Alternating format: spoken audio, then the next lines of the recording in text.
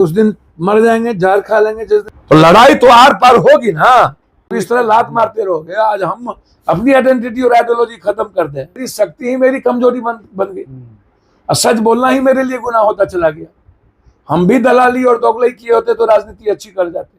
आज बात बताइए ना, एनआरसी में सबसे ज्यादा कोई घर से निकला गया, किसी के जुबराज लोग घर से निकले गया। जब भी इश्यूज होते हैं माइनॉरिटीज के और कमजोर तबके के, कोई बाहर निकलता है क्या? कोई मर्डर में कोई जाता है क्या?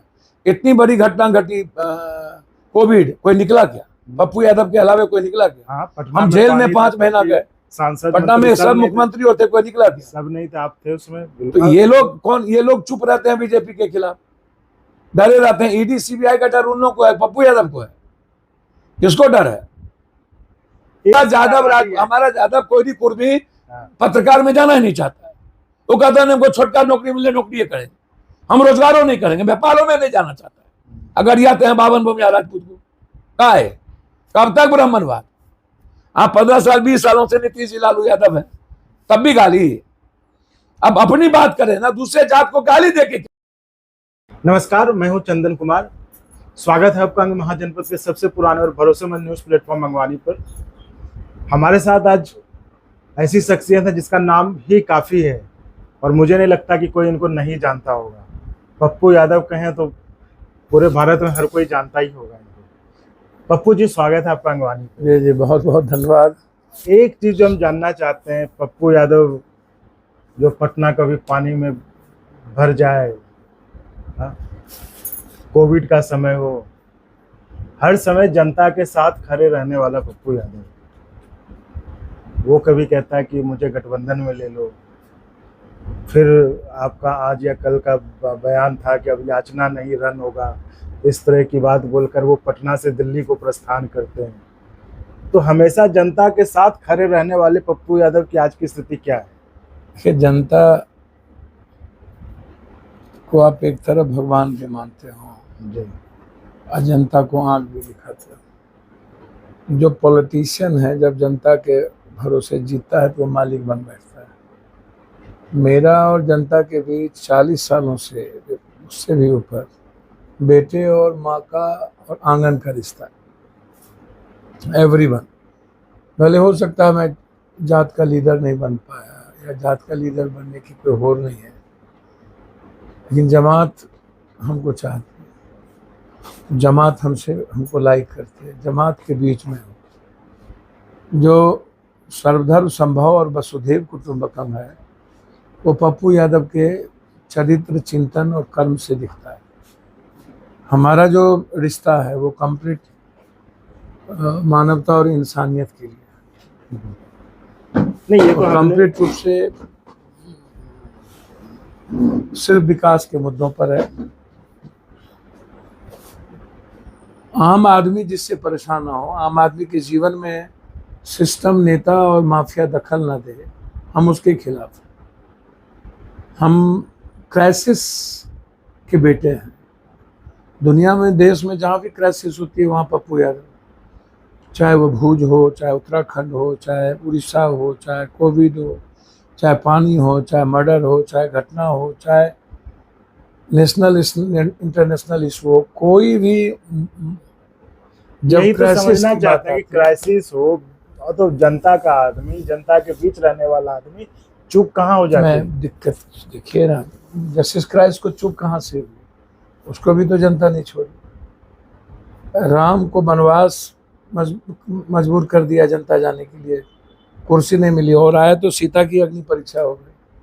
द्रौपदी का चित्रण उसके भाइयों ने ही किया। नहीं, लेकिन आपको जब आप पटना में खड़े रहे, जनता ने ही, देखिए जनता के बारे में ऐसे नाम बोले, जब आप पटना में खड़े रहे, आप जब बाद में खड़े लोगों ने आपको पटना यूनिवर्सिटी के चुनाव में जो, पहले तो आप सुनिए। अच्छा जी, बोलिए आप बोलिए। परिस्थितियां हीरो बनाती है, मुद्दे हीरो बनाते हैं, विचारधारा हीरो बनाती है। नायक आप मुद्दों पर बनेंगे, टाइम इम्पोर्टेंट है। मैंने पहले कहा, गुरु गोविंद के 4 बच्चे चिनार में चुना गए। बुद्ध को भारत छोड़ने पर पब्लिक ने मजबूर कर दिया, लौट के आए क्या? कुशीनगर जाना पड़ा। किसको छोड़ती है पब्लिक? किसको छोड़ी? आपको पेशेंस, आप भगवान हो जाओगे। राजनीतिक जीवन में, जब अर्थ युग में और सोशल मीडिया के युग में हम हैं, पूरी दुनिया नेटवर्किंग पर खड़ी हो गई। आम आदमी बेसिकली जो दिखता है उसी दिखता है। आंख और दिमाग कंप्लीट रूप से हेपोटाइज कर दिया गया है, एक चीज़ों को 1 लाख बार, एक झूठ को 100 करोड़ बार बोल के। माइंडसेट की बात है ना। जी आप यदि एक झूठ को 100 बार, 1 लाख बार बोलोगे तो सत्य हो जाएगा। तो पप्पू यादव और जनता का रिश्ता जो है भारत में सबसे अनोखा है। हम आज भी देखिए, एक होता है सपोर्टर, एक होता है वोटर। मैं आज भी सबसे बड़ी लाइकिंग हूँ, मैं आज भी जनता के आंगन में हूँ, माँ के आंचल में हूँ, बुजुर्गों के परछाई में हूँ। आज भी सबकी लाइकिंग में हूँ। कोई जात का लीडर होगा, कोई अत्यंत पिछड़ा का हो जाएगा, कोई किसी का हो जाएगा, कोई जादव का होगा, कोई राजपूत का होगा, कोई भूमिहार का होगा, कोई ब्राह्मण का होगा। लेकिन पप्पू यादव के साथ जो होने ना होने का और राजनीतिक विरासत है वो जमात का है। पूर्णिया में पहले भी हम चुनाव लड़े जमात से, मधेपुरा में भी हम सबसे ज़्यादा वोट से जीते, सिंहेश्वर ने इंडिपेंडेंट जिताया, 6 बार में 5 बार 4 बार हम इंडिपेंडेंट चुनाव जीते हैं, मैडम 3 बार हो गई। तो इसको ऐसे समझिए कि जनता के साथ आपने एक विश्वास का रिश्ता बनाया है, एक उम्मीद है हमसे, हमें सपना देखते हैं लोग। जब कोई घटना घटित होती है तो सबसे पहला नाम पप्पू यादव होता है कि अभी तक नहीं पहुँचे। ये मोदी जी, लालू जी, नीतीश जी के बारे में लोग नहीं बोलते हैं या सोशल मीडिया पर नहीं बोलते हैं। तो मैंने एक विश्वास कायम की है। दूसरा चीज़, लोगों में ये होता है कि वो आएंगे तो हमारी मदद हो जाएगी। अन्य नेताओं से, अन्य नेताओं को कोई लेना देना नहीं है। कोविड में करोड़ों करोड़, चाहे ट्रेन से लाने का हो, बस भेजने का हो, करोड़ों करोड़ रुपया लोगों की मदद करने का हो, चाहे बाढ़ में हो, चाहे हर दिन घटना में ज़रूरतमंद। आप क्या हो, आप नेता लोग क्या हो, एमएलए एमपी मंत्री बनते हो, आप आम आदमी की इकोनॉमी, उसके जेब पर बोझ न पड़े, उसकी ज़िंदगी पीस हो, उसकी ज़िंदगी में नफरत ना हो, दखल ना हो, उसकी ज़िंदगी झंझावात नहीं हो, फैमिली ग्रोथ कर सके, इस पर कोई चर्चा नहीं होती है। कोई चर्चा बेसिकली नहीं होता है रोजगार पर, फैक्ट्री पर, पलायन ना हो, बिहार के लोग बिहार में रहें, इस सब पर कोई चर्चा नहीं होती है। हमारे यहाँ से बंदूक फैक्ट्री से लेके जो संस्कृत विश्वविद्यालय मुंगेर में था, जो सिल्क पर हमारा काम था, बहुत सारी फैक्ट्रियाँ हमारी बंद हो गई। सिगरेट फैक्ट्रियाँ थी, बिजली था, सब कुछ हमारा बंद हो गया जी तो बेसिकली जो स्थिति है आप उसको समझने का प्रयास करिए कि बेसिकली स्थिति क्या है। मैं इतना समझता हूँ कि हमें मिडिल क्लास, कॉमन क्लास और गरीब के लिए काम करनी चाहिए और रोजगार पर बात करनी चाहिए। आज भूमिहार और राजपूत और जादव और ब्राह्मण, गाली गलौज से और हिंदू मियाँ से हम देखिए, इस कंट्री में 3 चीज़ इम्पोर्टेंट हो गई। 5 किलो अनाज, लोग खुश हैं। नियोजित संविदा, लोग खुश हैं। पहले इसको बेसिकली आप इसको ऐसे समझिए, जी नियोजित संविदा बेसिकली खुश है, 5 किलो अनाज, जात पात और हिंदू मुसलमान। इसके अलावा लोगों के पास कोई एजेंडा नहीं बचा, कोई मुद्दे नहीं है, कोई लेना देना नहीं है। इसको समझिए आपको बिल्कुल कि आप और आप एक ऐसे नेता तो मैं उस बीच में बिल्कुल अलग हूँ। हाँ। आज भी कंप्लीट रूप से आप देखिएगा सब्सक्राइबर, आप देखिएगा व्यूअर्स, आप देखिएगा सोशल मीडिया, तो मोदी जी से ऊपर है, नीचे नहीं। दुनिया पप्पू यादव को बेटे के रूप में देखना चाहती है। सबसे ज़्यादा गूगल सर्च बिहार के नेताओं में पप्पू यादव है देश दुनिया में, आप उठा के देख लीजिए। इसलिए उसको लगता है कि मैं, जब उसको नीड्स और ज़रूरत होती है तो उसको लगता है कि वो गूगल कौन मेरा होगा, तो सर्च करता है पप्पू यादव। आप फेसबुक पर देखिएगा तो पप्पू यादव को देखा जाता है, यूट्यूब से देखिएगा तो पप्पू यादव को सुना जाता है। तो हम पर जातिवाद का आरोप नहीं रहा है, हम पर किसी को गाली गलौज का आरोप नहीं रहा है। हमें मदद करने की एक उम्मीद है ना कि आएगा तो हमें कुछ मदद करेगा, ये आएगा तो हमको जस्टिस मिलेगा, ये आएगा तो अपराधी और माफिया के भीतर डर होगा। ये 3 ट्रस्ट तो हमने पैदा किया है ना। तो जब ट्रस्ट पैदा हुआ है, बट नेचुरल समय तो लगता ही है। लालू यादव जी हमसे 25-30 साल बड़े हैं, रामविलास जी, शरद जी, नीतीश कुमार जी लोग बड़े हैं। तो एक पीढ़ी एक उस समय आई कांग्रेस के बाद, तो लोगों का एक विश्वास पाया, लंबे समय तक चल रही। कल के दिन नई पीढ़ी अब नई चीज़ों को ढूंढ रही है, उसको इकोनॉमी चाहिए, रोजगार चाहिए, उसका बेसिक चीज़ चाहिए। तो उसमें पप्पू यादव उस पीढ़ी के साथ है। पप्पू यादव एक नई वन नेशन वन एजुकेशन के लिए खड़ा है। Pappu Yadav one nation one health के लिए खड़ा है। Pappu Yadav one nation one job के लिए खड़ा है, वन वर्क के लिए खड़ा है, वन जस्टिस के लिए खड़ा है। तो इसको देखिए ना, पप्पू यादव को बेसिकली आप इस रूप में देखिए। ऐसे खाली कह दीजिएगा तो बेसिकली कुछ होगा नहीं। कि किसी जब भगवान ही को नहीं छोड़ा इस देश की पब्लिक, तो हमको क्या छोड़ेगा। जात पात के, उसमें भी जात पात के युग में। लेकिन आप इसको देखिएगा ना कि आज सबसे दिल के करीब कौन है इस देश में। आज इंडिविजुअल आप नरेंद्र मोदी जी को भी कहिए अकेले चुनाव लड़ने, लालू जी को भी बोलिए, नीतीश जी को भी बोलिए, हम भी लड़ते हैं। तीनों में इंडिविजुअल पप्पू यादव सबसे ऊपर होता है कि नहीं। Individual leadership character Pappu Yadav का कहाँ आप उठा के देखिए। क्या इंडिविजुअल जो वर्कर मरने वाला है वो आज आरएसएस को छोड़ दीजिए, मोदी जी को बोलिए तो आप। लालू यादव जी अकेले लड़े थे, 23 सीट पर सिमट गए और एमपी वाले में 0 पर सिमट गए। नीतीश कुमार जी अकेले लड़े तो 2 सीट पर सिमट गए। तो आप हमको बताइएगा ना, अकेले लड़ने की क्षमता किसकी है। वो क्षमता आज भी पप्पू यादव के भीतर है। आप इसको उठा के देख लीजिए। नहीं, ये बात तो हम लोग भी मानते हैं और लोग भी मानते हैं कि पप्पू यादव को एटलीस्ट सारे जात धर्म सबका समर्थन और सबका प्यार स्नेह भी मिलता रहा है। यही तो उम्मीद है कि आपके जवाब से लोग समझे भी होंगे कि हाँ पप्पू यादव कहाँ पे। ये जो कल आप बोले हैं उसका क्या मतलब है? सर 24 घंटा काम तो करते हैं ना। नहीं करते, 2 घंटा सोते हैं, 24 घंटा लोगों के लिए जीते हैं, बिल्कुल अलग जीते हैं। 2 घंटा काफी है। कोई दिन नहीं है जिस दिन किसी भी पीड़ित परिवार की जाके मदद नहीं करते हैं। किसी भी एवरीवन एंड एवरीबॉडी। उस वक्त हम कास्ट नहीं पूछते हैं, उस वक्त हम रिलीजन और मजहब धर्म नहीं करते हैं। मैं मर जाऊंगा राजनीति करने के लिए किसी जाति धर्म मजहब को गाली नहीं दूंगा, किसी गीता कुरान बाइबिल की आस्था पर चोट नहीं पहुंचाऊंगा। राजनीति करने विचारधारा अलग है। आरक्षण की बात होगी, गरीबों की बात होगी, जाति जनगणना की बात होगी, उठाने की बात होगी। कल मैंने जब किसी ने हमसे पूछा तो मैंने स्पष्ट रूप से कहा, याचना नहीं अब रन होगा, संघर्ष बड़ा भीषण होगा। तो कौन से रन की बात कर? भैया मैं लगातार इंडिया गवर्नमेंट, इंडिया आइडियोलॉजी के साथ खड़ा हूँ, कांग्रेस के साथ लंबे समय तक खड़ा हूँ। बट नेचुरल है यदि विपक्ष की सबसे मजबूत आवाज बिहार में है, जब ईडी सीबीआई आईटी को रेड करती है, हमला करता है, चाहे लालू यादव जी का सवाल हो किसी का, तो वैचारिक रूप से मैं खड़ा भी रहता हूँ। और हिंदुस्तान में बीजेपी गवर्नमेंट के खिलाफ जितनी खतरनाक ट्वीट मैं करता हूँ शायद कोई करता। एनआरसी में जितना लंबा मैंने लड़ाई लड़ी, जितना लंबा सभा मैंने किया, सदन में हो, 3 तलाक पर हो, या मुद्दे पर हो, या एसटी एससी के मुद्दे पर उठा करके आप देख लीजिए, तो उसको बेसिकली आप देखिएगा तो आपको पता चलेगा कि सबसे ज़्यादा एजुकेशन पर लड़ाई किसकी है। सब यूपीएससी पर, बीपीएससी पर, यहाँ दिल्ली में गोली, यहाँ पर यूपीएससी एसएससी के मामले को लेकर चली, यहाँ एसएससी को लेकर के हम लोग आंदोलन करते रहे।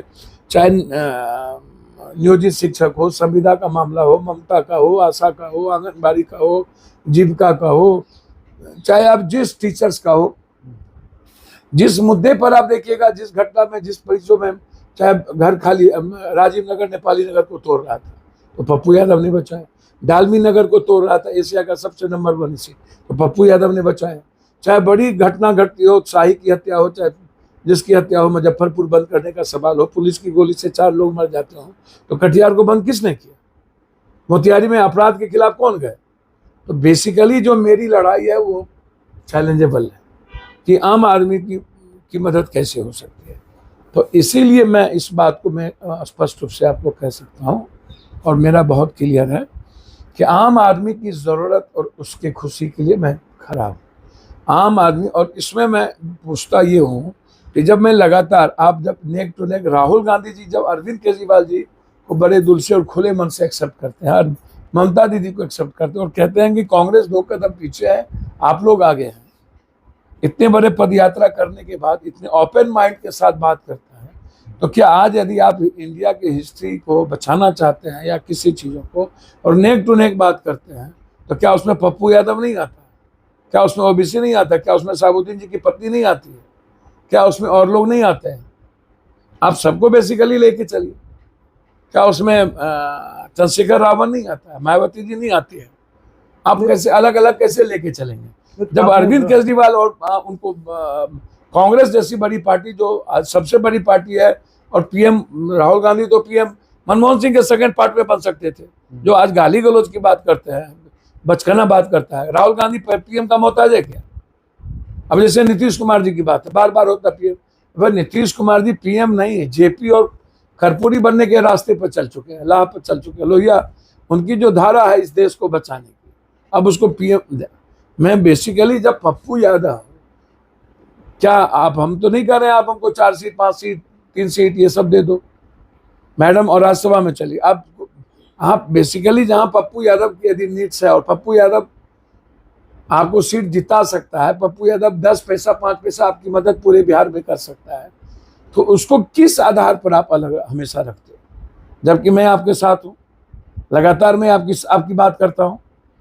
आपको ना तो नहीं कहा गया है ना अभी? मैंने कहा, इसलिए मैंने कहा ना कि अब जनता तय करेगी। याचना नहीं, अब रन होगा पूर्णिया और कोसी सीमांचल तय करेगी। जो मतलब कुछ अलग उसको जो तय करना हो, अब अब किसी के पास मैं भीख मांगने नहीं जाऊंगा। अच्छा, आप कह रहे हैं उनको देना होगा तो खुद देंगे? वो उनको लगेगा कि मैं उनके लायक हूँ, मैं विचारधारा के साथ हूँ, मेरा कैरेक्टर बिल्कुल आइडेंटिटी और आइडियोलॉजी इस देश के संविधान के साथ है, मानवता के साथ है। नफरत की शक्ति ही मेरी कमजोरी बन गई, और सच बोलना ही मेरे लिए गुनाह होता चला गया। हम भी दलाली और दोगलई किए होते तो राजनीति अच्छी कर जाते।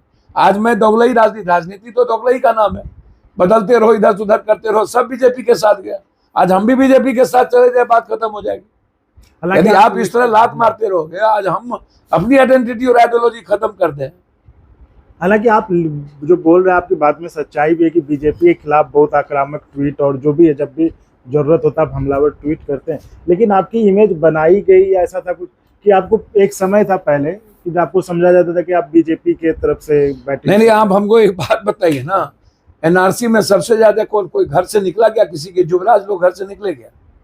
जब भी इश्यूज होते हैं माइनॉरिटीज के और कमजोर तबके के, कोई बाहर निकलता है क्या? कोई मर्डर में कोई जाता है क्या? इतनी बड़ी घटना घटी कोविड, कोई निकला क्या? पप्पू यादव के अलावा कोई निकला क्या? हम जेल में 5 महीना गए, सांसद पटना में सब मुख्यमंत्री होते, कोई निकला क्या? सब नहीं थे, आप थे उसमें। तो ये लोग कौन? ये लोग चुप रहते हैं बीजेपी के खिलाफ, डरे रहते हैं। ईडी सीबीआई का डर उन लोगों को है, पप्पू यादव को है। किसको डर है? एक चीज पे जैसे ठीक आपने किया, बहुत अच्छे लोग बीच खड़े रहे और आपका परिणाम भी आपको मिला जनता का। पटना यूनिवर्सिटी में जो कि सारी स्थापित पार्टी, कई बार जीते हैं, हर जगह जीते हैं, वो कोई मैटर नहीं है। लेकिन वो उसके आगे बन सकता था, वो नहीं बनाया। मैंने पहले कहा कि देखिए, जात पात की राजनीति में लगातार एग्रेशन, वो हिंदू मुसलमान का एग्रेशन आप नहीं कर सकते ना। किसी जाति को आप टारगेट कीजिएगा, गाली दीजिएगा। चुनाव जीतने के लिए नफरत का क्या मतलब? चुनाव आप बेसिकली डेवलपमेंट पर बात करिए, चुनाव आप basically neck to neck relation की बात करिएगा ना। अब हर टीवी चैनल बढ़ जाए, एक ही तरह की बात होने लगे, जात पात के अलावा दूसरी बात ना हो, हिंदू मुसलमान के अलावा दूसरी बात ना हो, चाइना की बात ना हो, बुलिस्तान की बात ना हो, बलूचिस्तान की बात ना हो, अन कंट्री की बात ना हो, सिर्फ पाकिस्तान को गरियाते रहिए, पाकिस्तान की बात करके सेंटीमेंट लेते रहिए, मियाँ को गरियाइए, कभी धर्म पर बात करिए, कभी बाबाओं को लाइए, कभी पत्थर को पूजिए, कभी पत्थर ले आइए, कभी मंदिर मस्जिद गुरुद्वारे की बात करिए। हिंदुस्तान में बेसिकली बात किसी चीज और की कहाँ होती है? पप्पू यादव कम से कम लगातार सड़कों पर आम आदमी की बात करता है ना भाई, मेडिकल काउंसिल ऑफ इंडिया की बात करता है ना, हेल्थ की बात करता है, हर दिन रोजगार और लोगों के साथ है कि नहीं? नहीं, वो तो हमने अभी भी देखा आपसे मिलने से, चाहे सचिव का मुद्दा हो, चाहे टीकाकरण का मुद्दा हो, चाहे जिसका भी मुद्दा हो, मैं साथ में हूँ। परसों में ट्रेन एक्सीडेंट में था, उसके पहले छपरा में थे। इसीलिए कोसी सीमांचल में जो डेवलपमेंट है उस पर मैं बेसिकली हूँ। इसलिए मैंने कहा कि याचना नहीं रन होगा, तय करेगी कोसी सीमांचल की जनता। उनको लगेगा कि पप्पू यादव, मैं इंडिया के विचारधारा के साथ हूँ और अंतिम क्षण तक रहूंगा। उसके बाद जनता तय करेगी कि क्या होगा। मैं जनता के लिए कहा, मतलब इसका मतलब साफ है कि आप चुनाव अगर नहीं भी होता तो आप लड़ेंगे, इसमें कोई बहस है क्या? इंडिपेंडेंट लड़ेंगे। और नहीं, मेरी पार्टी है, आप मतलब गठबंधन से ही किसी के साथ होगा, जिसके साथ भी। जी जी। ये हमने अभी बैठे देखे कि लोग आपके पास अभी भी आते जाते खूब रहते हैं, और आपका वो बयान भी बहुत वायरल होता था ना कि आप अगर हिसाब आप कुछ बता रहे थे, अगर मैं रोज 1-1 लाख रुपए के हिसाब से भी बांटता हूँ, यही तो सोशल मीडिया पर है, मैं क्यों बात करूँ? लोग पूछते हैं कैसे करते हैं आप इतना? गजब बात करते हैं। आपके पास 100 दोस्त है, आप मदद लेती है, खड़िए, आपके पास जरूरत क्या है? और करोड़ों अरबों रुपया है। इतना रुपया मेरे पास होता तो हम 50-50 लाख रुपया हर गरीब के हाथ में दे देते।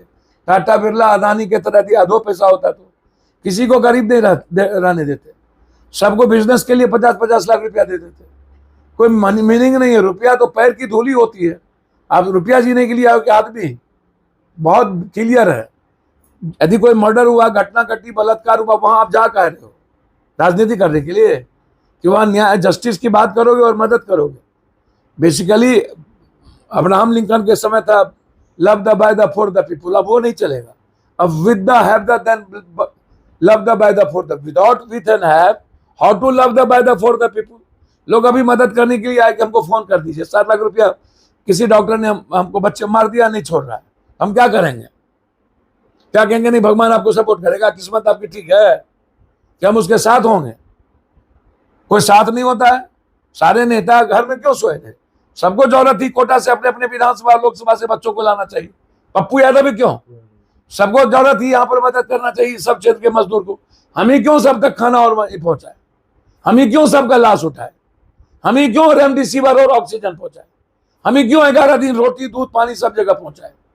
आम आदमी की जरूरत थी, सीएम की जिम्मेदारी थी, पीएम की जिम्मेदारी थी। पीएम क्यों नहीं उस दायित्व को निभाया? हर जगह रेमडेसिविर पप्पू यादव, वाई? तो लोग पप्पू यादव को खोजते हैं ना, तो इस भैया तो क्यों आपको क्यों नहीं खोजते? हमें ही क्यों बेटा मानते, हमें ही क्यों भाई मानते हैं? लेकिन वो वोट में थोड़ा कभी कभी दिक्कत। सर वो समय टाइम टेकिंग है, उसके लिए आप गाली गलौज नहीं कर सकते। जैसे बिच्छू से किसी ने संत से पूछा कि आपको डस रहा है, तो बोला उसका स्वभाव है डसना, मेरा स्वभाव है शांत करना। जस्टिस क्राइस्ट से कहा कि आपको सूली पर झटका रहा है, बोला कि दया करने की चीज है, ना समझ है, इस पर गुस्सा नहीं किया जा सकता। आप साथ हो सकते। गरीबी और मिडिल क्लास की जो स्थिति है, 84 करोड़ लोगों के पास 5 किलो अनाज, और 92% लोग मात्र 6,000 पर कैपिटा इनकम कमाते हैं। क्या है ये भारत? फॉरेन पॉलिसी नहीं, महंगाई पर चर्चा नहीं, बेरोजगारी पर चर्चा नहीं, गरीब और मिडिल क्लास को आगे लाने पर चर्चा नहीं, 34% भूमिहीन है उस पर चर्चा नहीं, यूथ के जिंदगी पे चर्चा नहीं, बिहार से पलायन है उस पर चर्चा नहीं, मक्का और मखान पे चर्चा नहीं, फूड प्रोसेसिंग पे चर्चा नहीं, बाढ़ से मुक्ति पे चर्चा नहीं, सुखाड़ से मुक्ति पे चर्चा नहीं, तो फिर चर्चा किस पे? तो आप जो कह रहे हैं, जो बार बार आप ये फोकस कर कोसी और सीमांचल की जनता जाने, इसका मतलब आप कोसी सीमांचल की जो जितने भी सीट उन सब पे अपने कैंडिडेट खड़े करेंगे? सर ये सवाल अभी नहीं है। सवाल है कि कोसी सीमांचल मिथिलांचल को जिस तरीके से इधर मगध को खत्म किया गया, गरीबी दलदल में है, सारा पलायन इधर से है, पानी आप दोगे नहीं। आप सबसे ज्यादा मक्का और मकान मेरे यहाँ से है, दूध हमसे है, अभी एक भी फैक्ट्री नहीं। हम उपराजधानी चाहते हैं पूर्णिया, हम एक एम्स चाहते हैं सहरसा और दरभंगा, हम एक हाईकोर्ट का बेंच चाहते हैं, एयरपोर्ट चाहते हैं भागलपुर और पूर्णिया। तो आप बेसिकली दोगे नहीं। जो हमारा इंफ्रास्ट्रक्चर है रेलवे, उसको नहीं देते हो, जो हमने चलाया था उसको बंद कर दिए। तो लड़ाई तो आर पार होगी ना। जरूरत होगी तो अपने सेपरेट आइडेंटिटी की बात हम करेंगे, मिथिला और कोसी सीमांचल भागलपुर सबको लेकर। आप एक सेपरेट स्टेट की मांग कर सकते हो सकता है। यदि आप हमको इसी तरह सोतेलेपन करोगे तो लड़ाई तो होगी, अधिकार की बात तो होगी, सेपरेट स्टेटस की बात तो होगी, हमको स्पेशल स्टेटस दो। अच्छा, जब विशेष राज्य विशेष पैकेज की बात होगी तो स्पेशल स्टेटस की भी बात होगी। कोसी सीमांचल को लेकर, भागलपुर को लेकर लड़ेंगे, बिल्कुल लड़ेंगे। उस इलाके राजनीति अपने जगह पर है और आम आदमी की खुशी अपनी जगह पर है, रिश्ता अपनी जगह पर। राजनीति का सेवा से कोई संबंध नहीं, बिल्कुल। उसमें आप रिटर्न की उम्मीद मत करिए। और सेवा और मदद में जात पात नहीं देखा जाता, हिंदू मियां नहीं किया जाता, बहुत क्लियर है। इसीलिए मैंने कहा कि अब जंग कोसी सीमांचल में। अच्छा, एक चीज आखिरी सवाल, ये जो एक तरह का इमेज बनाया था आप इसको मीडिया के द्वारा खेलेंगे, बाहुबली, दबंग, ना, जैसे कुछ विशेष जातियों के लोगों के बारे में कि ये बाहुबली है, दबंग है, आप भैया अपने को मानते हैं बाहुबली दबंग? सर उस दिन मर जाएंगे, जहर खा लेंगे जिस दिन बाहुबली एक्सेप्ट करेंगे हमको। आप हमको बताओ ना, जिस परिवार से हम हैं, आनंद मार्गी फैमिली से, जितने बड़े जमींदार परिवार से हम लोग हैं, या एजुकेशनिस्ट फैमिली से हम लोग हैं, या आप किसी भी सच को सच कहना, बाहुबली तो आप जेपी लोहिया को भी कांग्रेस ने बना दिया था, गांधी सुभाष चंद्र बोस को कांग्रेस ने अपराधी आतंकवादी कह दिया था, मोदी जी को क्या बोला? जो घटना घटित हुई तरी पार यदि अमित शाह जी को कर दिए, मुलायम सिंह जी को क्या बोला? आप पप्पू यादव को छोड़ दीजिए, मेरा एक भी आचरण एक्ट आप दिखाओगे ना कहीं पर कि पप्पू यादव का जो एक्ट है, सिवाय हम सबसे बड़े अवार्डेड है, 55 बार 3-3 बार हम क्वेश्चन में, डिबेट में, हाउस में अवार्ड मिला हुआ है, सबसे ज्यादा उपस्थिति मेरी रहती है, सबसे ज्यादा डेवलपमेंट में काम हम करते हैं, हर क्राइसिस में जनता के साथ भारत में हम हैं, हर परिस्थितियों में हम खड़े होते हैं और ट्रस्टेड व्यक्ति। बाहुबली शब्द जिसको मुट्ठी भर लोग, गलत लोग, उनसे पूछो ना उसके क्या हाल है। ये मध्यकालीन युग के बाद इस विप्रो ने जो जाति और भगवान को स्थापित करके समाज के गरीब, कमजोर, वंचितों को जो है हद तक आइसोलेट रखा, जिसको जाति जनगणना को लेकर के भी आपत्ति है, जो उस पर भी गाली गलौज शुरू कर देते हैं, फालतू बातें शुरू हो जाती है, जबकि जाति पहले से है। उसको थोड़ा डिफाइन कर दिया गया कि राजनीति में सामाजिक और आर्थिक स्तर पर हम विकास को डिफाइन करेंगे, हर आदमी अपनी जिम्मेदारी का एहसास करे, अधिकार की बात करे। अल्ट्रासाउंड, सीटी स्कैन, MRI किया गया है कि क्या क्या बीमारी है जिसको हम कवर करेंगे। जैसे आरक्षण, अब 63% आरक्षण तो देना होगा। अच्छा, 19% दलितों को आरक्षण आपको देना होगा, 32% आपको अत्यंत पिछड़ा को देना होगा। अब आप क्या करिएगा? 10% यदि हम गरीब ऊंची जात को दे रहे हैं, और देना भी चाहिए, समय काल पात्र के अनुसार गरीब ऊंची जात में गरीब नहीं है, ब्राह्मण के पास तो जमीन है ही नहीं। तो वो लोग ये कह रहे हैं ना, अब ब्राह्मण को कब तक गाली दोगे? कब तक ब्राह्मण बात करोगे? लेकिन वो तो ये कह रहे हैं ना हमारा जादव कोई भी कुर्मी पत्रकार में जाना ही नहीं चाहता है। वो कहता है हमको छोटका नौकरी मिले, नौकरी करेंगे, हम रोजगारों नहीं करेंगे, व्यापारों में नहीं जाना चाहता है। अगर आते हैं 52 भूमिया राजपूत को का है, कब तक ब्राह्मणवाद? आप 15 साल 20 सालों से नीतीश जी, लालू यादव है, तब भी गाली। अब अपनी बात करें ना, दूसरे जात को गाली देके क्या फायदा? नहीं, वो तो ये कह रहे भाई उनकी आबादी 10% है तो 10% का रिजर्वेशन क्यों कम करो? वो भैया उन किसी के कहने से आप 10% आप किसी को कानून बन गया देने के लिए, कम करने का क्या मतलब है? हम अपनी बात करें, हमको 63% करो। किसी को हम 6 माला बिल्डिंग बनाएंगे तो जोड़ी है 3 माला तोड़ के बनावे, या 3 माला बनाए तो 6 माला वाले को गाली दे, तोड़ के बनावे। हम अपनी बात करें ना भाई, हमारी नीड्स है, वो अत्यंत पिछड़ा, दलित, गरीब की नीड्स है। माइनॉरिटीज, सेगरा की, शेरशाबादी की, कुलैया की, शेरजापुरी की, कुलैया डेवलपमेंट की, रैन की, जोल्हा का, अंसारी का, इन सब का नीड्स है, उसको बढ़ाओ। तो क्या शेख सैयद पठान खान को नहीं है जरूरत? वो अमीर हैं ये लोग। मुसलमान में शेख सैयद पठान मुट्ठी भर अमीर है, उसको आप ऊंची जात कैसे कह दोगे? और इस्लाम में उसकी बात तो है नहीं, बाइफरकेट नहीं कर सकते हो मुसलमान को। नहीं, तो कास्ट सेंसस पे तो कोई आपत्ति नहीं है ना आपको? भैया कास्ट सेंसस तो और बहुत पहले होना चाहिए, देश में होना चाहिए, वो सबसे इंपॉर्टेंट थी। इसमें किसी को ना गाली है ना कुछ है। अब भागीदारी सब लोग करेंगे। कल माइनॉरिटीज बोलेंगे कि हमारी बराबरी भी, हमको भी हिस्सा दो, 17% हमें। अत्यंत पिछड़ा बोलेगा हमें भी डिप्टी CM चाहिए, हमारा विकास कैसे होगा इसकी बात करिए। ये तो सबको राइट है। वो तो कह ही रहे हैं कि भाई सबसे ज्यादा आबादी मुस्लिम की, तो उसका CM मुस्लिम ही होना चाहिए। नहीं, सबका राइट है। CM PM काबिल आदमी होते रहते हैं, किसी भी जात धर्म का हो सकता है, लेकिन प्रतिनिधि डिप्टी CM दो, उतना मंत्रिमंडल दे दो, उसके डेवलपमेंट की बात करो। तो इसीलिए पप्पू यादव कहां से जो बातें 90 में, आप फालतू चीजों, जो एक लड़ाई थी कर्पूरी ठाकुर की बात, कमजोर वंचित तबकों के लिए आवाज उठाना, तो अब तो जॉर्ज फर्नांडिस को भी उग्रवादी बना दिए थे, बम फेंकने वाला, ट्रेन उड़ाने वाला बना दिए थे। तो ये बेसिकली समाज में जब प्रगति होगी, समाज में जब लंबा संघर्ष होगा, तो ये चलता रहेगा, उस पर आप चिंता न करिए। लेकिन मेरे लिए ये गाली है। तो चलते चलते ये जब आपने 90 की बात की तो उससे याद आ गया आपके और आनंद मोहन जी के सवाल नहीं उठा। तब भी मैंने कहा कि वो सवाल में जो सामाजिक वर्गीकरण था, समाज की जो हर आदमी अपने, आनंद मोहन जी को भी अपना राइट है अपनी बात करने का, अपने वो अपने तरीके से बात करते हैं, मैं अपने तरीके से बात करता हूँ। उनका तरीका कुछ एग्रेशन भी हो सकता है, मेरा तरीका किसी जाति का सम्मान देकर के बात हो सकती है। किसी भी जाति को आप गाली नहीं दे सकते, और किसी भी जाति के इतिहास को, अब वाल्मीकि को क्या बोलोगे, संत रविदास को क्या बोलोगे, सबरी का जूठा खाया उसको क्या बोलोगे, हनुमान को क्या बोलोगे, कौन जात, युधिष्ठिर को महाभारत में कौन जात बोलोगे, क्षत्रिय तो नहीं, अर्जुन क्षत्रिय है, नकुल सहदेव को क्या बोलोगे, तुलसी जी की भूमिका को क्या बोलोगे रामायण में, अब वाल्मीकि को, डोम को क्या बोलोगे। राम यदि क्षत्रिय कैरेक्टर है तो फिर केवट की भूमिका भी है। आप जबरदस्ती वाली बात करते हो, कोई एग्रेशन नहीं। समाज में जब भी वंचितों के सम्मान, उसके राइट्स, उसकी इकोनॉमी की बात आएगी तो वहां पप्पू यादव है, लेकिन जौहरी नहीं है। मैं अपनी बात करूंगा, मजबूती से लड़ूंगा अपनी बात के लिए, 30% आरक्षण के लिए, समाज के गरीबों की भागीदारी के लिए। ओबीसी का मतलब सिर्फ जादव, कोई कुर्मी नहीं ना, सबको ना, सबको ना राइट मिलेगा। आरक्षण में सब आगे बढ़ पाए कि नहीं, ये नहीं इंपॉर्टेंट है, इसकी बात होनी चाहिए। इसलिए कोई निजी व्यक्तिगत झगड़ा नहीं, हर आदमी के अपने रास्ते अलग हैं, मेरा रास्ता बिल्कुल अलग है।